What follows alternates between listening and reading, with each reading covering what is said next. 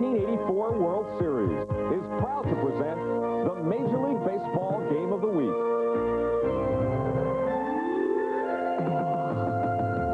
Today, it's the first-place Kansas City Royals hosting the Oakland A's.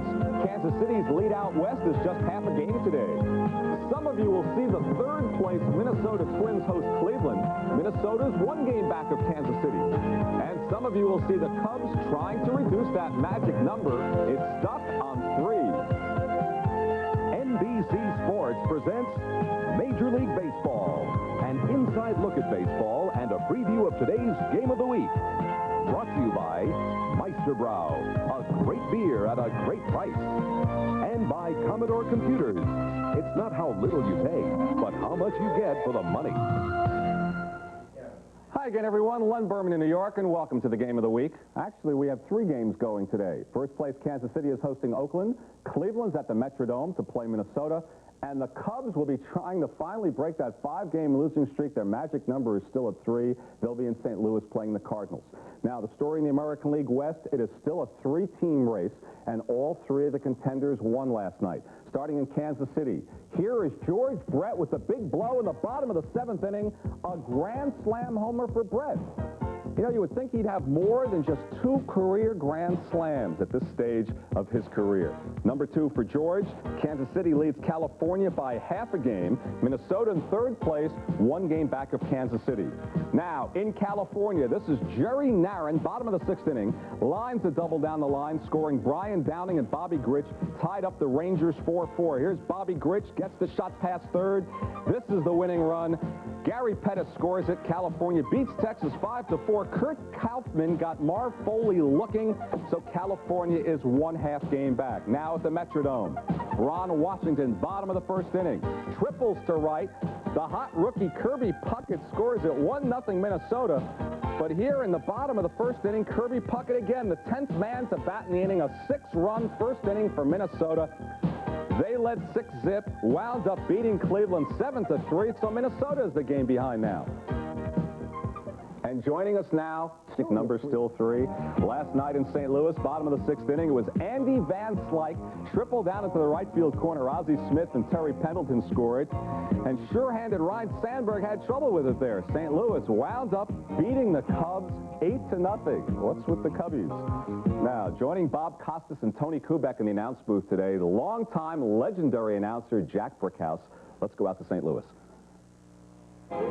In anticipation of a possible Cubs clinching here in St. Louis, we had invited Hall of Fame broadcaster Jack Brickhouse, the longtime voice of the long-suffering Cubbies, to be with us to call the 9th inning this afternoon. But the Cubs have now lost 5 in a row. The magic number remains at 3. And Jack, as Mr. Cub Ernie Banks recently said, good things come to those who wait and wait and wait. They've waited since 1945. Now the Cubs are going to make them wait a few more days. Well, a little while longer won't hurt at this point, Bob. Not at all. Ralph Kiner once kidded you, Jack, by saying, you know, you've probably been involved in the broadcast of more losing baseball games than any other announcer. Yeah, Ralph, while we were having dinner one night with some of the New York writers, hit me with that. And so I said, yes, that's true, Ralph. And I want to thank you for your contribution to that total, too, while you were playing with the Cubs. If the Cubs should be able to clinch it here in St. Louis against their arch rivals, the Cardinals, that would be especially sweet for Cub fans. It really would, Bob, because the rivalry here is one of the better rivalries in all of sports. And I know that the Cubs and their fans would take a special pleasure if they could cinch the pennant on the Cardinals, or not the pennant, but the divisional playoff on the Cardinals' own turf.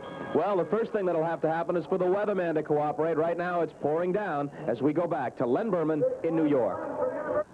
Okay, thank you, Bob. The Mets game is already underway. They lead Montreal 1-0 in the 2nd inning. If the Mets lose and the Cubs play and win, they would clinch a tie for the division. They better win. The book is already out. It's called Cubs Win, and it's written by Chicago Tribune reporter Bob Logan. Chicago Tribune. Wasn't that the paper that printed Dewey wins in 48 and Truman won it? That couldn't happen. It's his milestone. Let's start with the Detroit Tigers wrapping things up this past Tuesday at home.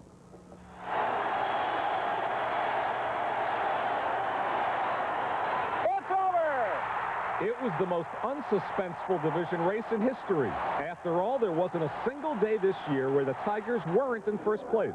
They finally clinched it Tuesday and popped the champagne. I don't think anybody in their right mind would have thought that we would have got off to the start that we did or played as well as we had the whole season, but it's just a tribute to how many people with character we have in this ball club and how much determination we have. It's the best year I've ever had in the big leagues, but you know, I can't really say I've had a good year.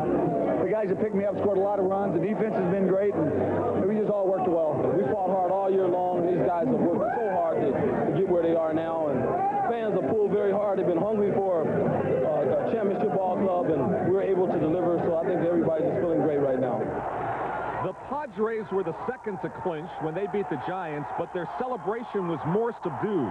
They didn't actually clinch the division until Houston lost later that night. It's the first title in Padres history. And Reggie made history this week. Here is home run number 500 off Bud Black. Only a dozen others have reached 500, every one of them a Hall of Famer, except for Willie McCovey, who isn't eligible yet. Between innings, Reggie talked to the crowd in Anaheim. Would like to thank my father, who's not here, Martinez Jackson, my mother, Gary Walker. Thank you, Buzzy. I'd like to thank John McNamara and my second father right here, Gene Autry. I hit 500 home runs, so it's nice, but I was very, very elated when I was going around the bases, and that was a thrill. I mean, that was one of my happiest home run trots. The only other home run trot I could relate to that would be a home run trot that I had for the third home run the night of the World Series on October 18th in '77. Meanwhile, in the pennant race, some strange bounces. Bobby Gritch's bad hop single in the 11th inning against the Royals helped to keep the Angels close out west. Ditto for the Minnesota Twins.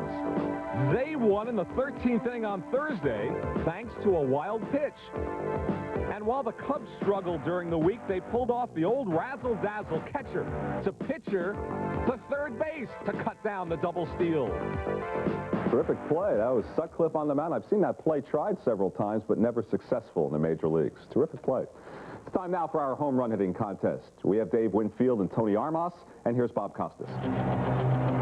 NBC Sports and Major League Baseball present the Gatorade Super Slam. Today, an American League semifinal round match between the league's leading home run hitter and the league's leading batter, as Tony Armas of the Boston Red Sox takes on Dave Winfield of the Yankees. In his first two matches, Armas defeated Andre Thornton of the Indians in Cleveland and Darrell Evans of the Tigers in Detroit. His opponent, Dave Winfield, also triumphed twice on the road, first against the Red Sox' Jim Rice, and then against the Orioles' Eddie Murray. Now, if Winfield is to beat Armas, he'll have to do it on the road again in Boston's Fenway Park, the site of his earlier victory against Rice. And despite the hostile surroundings, Winfield seems confident, while Armas looks loose too, thanks in part to teammate Wade Boggs. Still, the early going seems to indicate that maybe a bit of tension does indeed exist in the crisp New England air.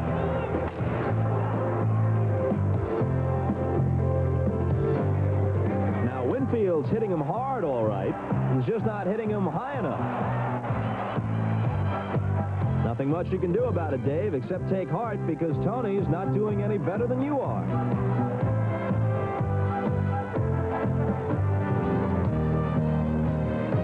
Hard to believe, but that's right, Ralph Houck. After 3 innings, neither player has managed to hit even one home run, which means that it's time for rally caps. But even the caps won't help this time. This exercise in futility has everyone's head spinning. After all, how many people expected these two big bombers to do battle with a couple of pop gun attacks? And hey, it's no laughing matter. Somebody's got to hit one. Ah, there it is. A top of the 5th inning blast into the light stand gives Winfield the first home run of the contest. It's down and dirty time for Tony in the bottom of the 5th and final inning, but Armas hasn't hit a homer all day, so Dave's feeling pretty confident. Make that was feeling confident. That homer tied things up, and this homer wins it.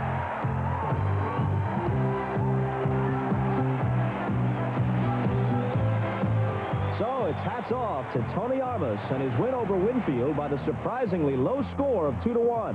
That gives Tony a berth in the American League Final at the American League Championship Series, where he'll face the winner of the Greg Luzinski-Larry Parrish match.